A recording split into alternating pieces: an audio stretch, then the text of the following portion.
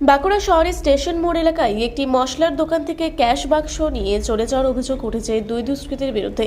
শুক্রবার সকালে দোকান খোলার পর দোকানের কর্মচারী পাশে জল আনতে গেলে সেই সুযোগ নিয়ে দোকানে ঢুকে পড়ে ক্যাশ বাক্স নিয়ে পালায় দুষ্কৃতীরা।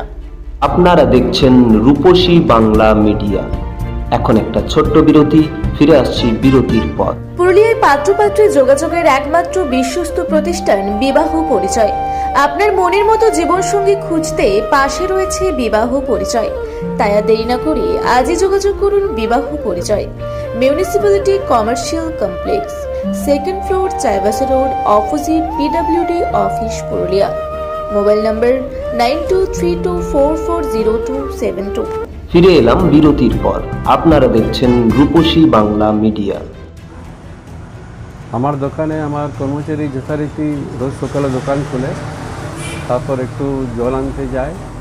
আমি তখন বাইরে ছিলাম, তো এসে দেখছে ক্যাশ বাক্স নাই, উধাও হয়ে গেছে। তো তখন আমার ক্যামেরাতে এসে ইনকোয়ারি করলো, দেখলাম দুজন ছেলে দোকানে উঠে ক্যাশ বাক্স নিয়ে পালিয়ে যায়। তো ক্যামেরাতে দেখা যাচ্ছে যে ওরা নিচে ওইখানে ডাউনে নেমে গেল আর কি। তারপরে আমরা যথারীতি থানায় জানালাম, কিন্তু কোনো রেসপন্স এখনো পর্যন্ত পাই না। কত টাকা ছিল? বাক্সতে 50,600 কিছু টাকা ছিল আর কি, মোটামুটি 50,000 টাকা ছিল আর কি। মানে এ কি আপনার কি মনে হয় যে এরকম নজরদারি আগে চলছিল? কিছু দুজন ছেলে এখানে ঘোরাফেরা করছিল ঠিকই, তো এটা জানা যায় না যে এরকম বাক্সেলই পালাবে হয়তো। সিসি ক্যামেরাতে কি দেখা যাচ্ছে? সিসি ক্যামেরা দেখা যাচ্ছে দুজন ছেলে মানে বাক্সটা তুলে নিয়ে সোজা ওখানে নিচে নিয়ে ডাউনে নেমে গেল। আগে কখনো এই ধরনের ঘটনা ঘটেছে? না না, এসব কিছু কোনো হয় না, কোনো ঘটনা এরকম। আপনার নাম? আমার নাম বিজয় খন্ডেলওয়ালা। দোকান আমি প্রতিদিন নিয়মিত দোকানে যে টাইমে আসি সেই টাইমে এসে আমি পরিষ্কার করি, তারপরে ধূপ দেওয়ার জন্য জল আনতে যাই। সেই জল আনতে যাওয়ার সময় তখনও ছিল, তার আগে আমি যখন জল আনতে বেরোই, তারপরে এসে আমি রেখে ধূপ দিতে যাচ্ছি, তখন দেখছি আমার এখানে ক্যাশ বাক্স নেই। তখন আমি ঘরে আন্টিজিকে ফোন করলাম যে ক্যাশ বাক্স এইখানে নেই, আমি দেখতে পাচ্ছি না, আপনি কি বাড়িতে নিয়ে গেছেন? বলছেন না। তখন আমি তড়িঘড়ি ক্যামেরা ফুটেজ চালিয়ে দেখি যে দুজন বাইরে থেকে এসে ক্যাশ বাক্সটা নিয়ে সোজা এদিকে ডাউন দিকে চলে গেল।